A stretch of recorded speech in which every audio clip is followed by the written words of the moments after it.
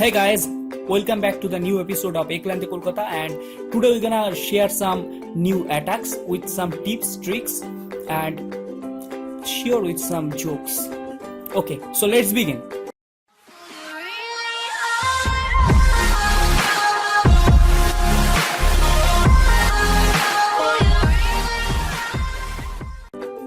काफी लोग को लिसन में केयरफुली। फर्स्ट पॉइंट जो रहेगा, how we achieve top 10 in Indian clan. हो सकता है अभी भी काफी लोगों को लगता है कि इंडिया में टॉप 10 क्लैन बनाना या उसमें खेलना हो सकता है कुछ हार्ड है, लेकिन उतना भी मुश्किल नहीं है अगर आपके पास कुछ टाइम है एंड आप कुछ इफोर्ट दे सकते हो तो। And obviously you have to maintain some other things too. तो क्या करना है, मैं पॉइंट पर बोल रहा हूँ। एट फर्स्ट सबसे इम्पोर्टेंट है बिग ड्रीम। आपके पास एक ड्रीम होना चाहिए। कुछ भी बड़ा करने के लिए तो बड़ा सोच रखना ही पड़ेगा। तो मैंने भी रखा था, मेरे क्लाइंटमेट्स भी रखा था। एंड सबसे इम्पोर्टेंट चीज़ है यूनिटी इज द स्ट्रेंथ। ये आपको याद रखना पड़ेगा हमेशा।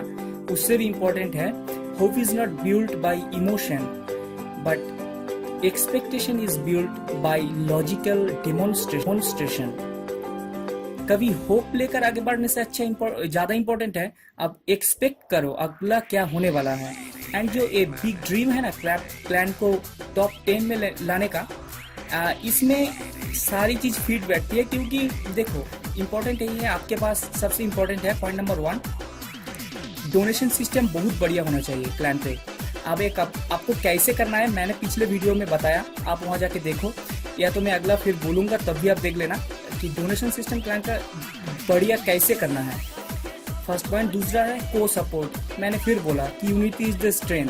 तो को लीडर का सपोर्ट होना बहुत जरूरी है। आपके पास कुछ लॉयल प्लेयर होना चाहिए and they should be good on their field in pushing, in donation, in helping, to inspiring people. They all have that capability. So you have to choose correctly who should be को and who should not B.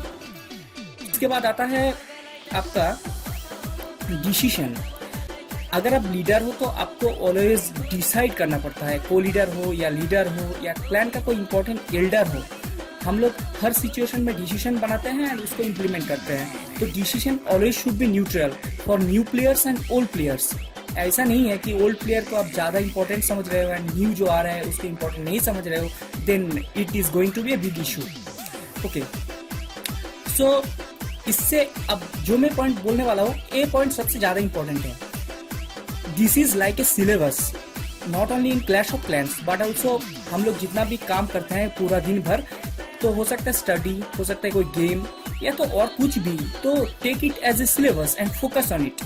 सो क्या होता है, India में जितना सारे clan है, आप जैसे जैसे आगे बढ़ते जाओगे पूरा क्लैन को पुशिंग कर पाओगे तो टाइटन हो सकता है, उसके बाद लीजेंड होगा। तो आपको ध्यान में रखना पड़ेगा आपका कंपटीशन के बारे में। आपके आसपास जो कंपटीशन है, आप अगर कंपटीशन कर रहे हो वो इंडिया का टॉप 10 क्लैन से, तो आपको भी ये ध्यान में रखना पड़ेगा कि मेरे ताकत भी उसी लेवल का हो एंड उस सबको आप ऑब्जर्व भी कर पाए।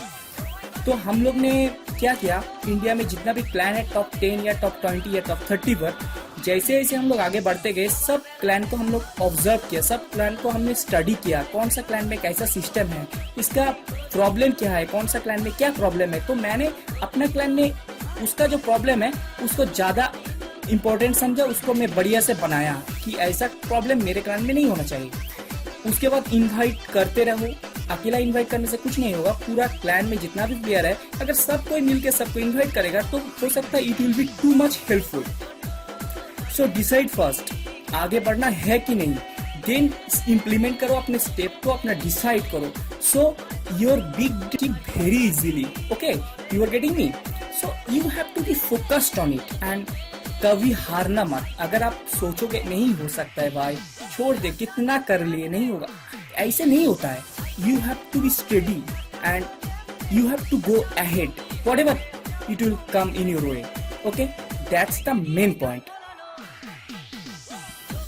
Okay, so the next point is be connected with all of your clanmates. देखो सबसे इंपॉर्टेंट होता है, अगर आपके पास कोई ड्रीम है एंड जो डिपेंड करता है पूरा क्लैनमेट्स के ऊपर, देन आपको इंटरेक्शन करना पड़ेगा। क्लैन में जितना भी प्लेयर है, अगर आप लीड में हो तो आपको सबके साथ इंटरेक्ट करना पड़ेगा। अगर इंटरेक्शन बढ़िया नहीं रहा तो जो प्लेयर नया आया है वो समझेगा भाई क्लैन इतना बढ़िया नहीं है, कोई बातचीत नहीं करता है, और लैंग्वेज प्रॉब्लम तो एक रहता है। अगर आप बंगाली क्लैन हो या हिंदी वाला हो या तो इंग्लिश हो, कोई भी क्लैन हो, तो इसमें क्या होता है, लैंग्वेज का एक बड़ा बैरियर सामने आता है। तो आपको कैसे भी हो ये जो लैंग्वेज का बैरियर है इसको ठीक करना है। क्लैन में ओवरऑल आपको सब प्लेयर को सपोर्ट करना है एंड सबके साथ आपको इंटरेक्शन करना है। That is the important point. Okay, चलो बीच में एक टिप्स दे देते हैं। काफ़ी लोगों ने मुझे पूछा है कि भाई फोन लॉन्ग टाइम रन करने से, गेम रन करने से थोड़ा ओवर हीटिंग प्रॉब्लम होता है। देखो भाई, अभी जितना भी मिड रेंज हो या हाई रेंज हो, जितना भी फोन आया है सब में हीटिंग प्रॉब्लम है। और क्लैश ऑफ क्लैंस जैसा ग्राफिकल गेम जिसमें जीपी यूज होता है, तो ये सब गेम खेलने से क्या होता है, थोड़ा फोन तो ओवर हीटिंग होता ही है। तो इसमें कोई खास प्रॉब्लम नहीं है। मैंने कुछ टिक्स अप्लाई किया तो ओवर हीटिंग के लिए, जब मैंने TH7 में पुश करता था तो मेरे पास एक क्या था, सैमसंग का गैलेक्सी कोड 2, तो उसमें ओवर हीटिंग प्रॉब्लम और भी ज्यादा था। तो मैं TH7 में मास्टर तक पुश कर रहा था। तो मैंने क्या करता था उस टाइम, क्या करो, फोन को जो फ्लोर है ना, अपना जो फ्लोर है, देखना भीगा हुआ फोन ओवर हीटिंग का इश्यू ज्यादा रहता है। तो गर्मी का दिन में क्या करो, जो फ्लोर है, फ्लोर में फोन को कुछ देर के लिए छोड़ दो। देखना फ्लोर काफी ठंडा होता है, तो फ्लोर में फोन को कुछ देर छोड़ने पर क्या होगा, अगर फोन में कवर लगा हुआ है तो कवर को खोल दो, फिर फ्लोर में रख दो 5 मिनट के लिए। देखना फोन काफी ठंडा हो जाएगा। अगर एक काम कर गया तो बढ़िया है, लेकिन कुछ ज्यादा हीट हो रहा है तो एक काम कर सकते हैं, टॉवल लो या तो कोई कपड़ा को भीगा हो हल्का, फिर निचोड़ दो उसको, फिर कपड़ा से लपेट दो फोन को कवर कर दो, पूरा फोन को 5 मिनट के लिए कवर कर दो। कुछ प्रॉब्लम नहीं होगा, फोन ऑटोमेटिक ठंडा हो जाएगा, क्योंकि जो लेटेंट हीट है फोन का पानी ऑब्जर्व कर लेता है एंड फोन कुछ देर में ठंडा हो जाता है। Okay, let's begin now with another topic. काफी लोगों ने मुझे पूछा कि भाई डिप्रेशन एक बहुत इंपॉर्टेंट प्रॉब्लम हो गया है, पुशिंग करते वक्त डिप्रेशन कुछ ज्यादा आ रहा है। तो क्या होता है, अगर तुमको कोई डिफेंस में माइनस दे गया, या तो तुम खुद माइनस खा के आ रहे हो, तो आके इतना डिप्रेस्ड हो जाता है आदमी, चलो सोचता है क्या यार गेम को छोड़ देते हैं, फिर नहीं खेलना है। लेकिन ऐसा तो होता नहीं है ना, फिर कुछ देर बाद तुम्हारा माइंड ठीक हो जाता है, तो फिर तुम गेम पर बैक आ जाते हो। तो चौकोस ने मुझे पूछा, राजदीप ने पूछा इस डिप्रेशन वाला पॉइंट लेके, तो भाई मेरे हिसाब से इंपॉर्टेंट यही है, पहले तुमको रिलेट करना पड़ेगा। देखो हम लोगों के पास 2 चीज होता है सबसे इंपॉर्टेंट।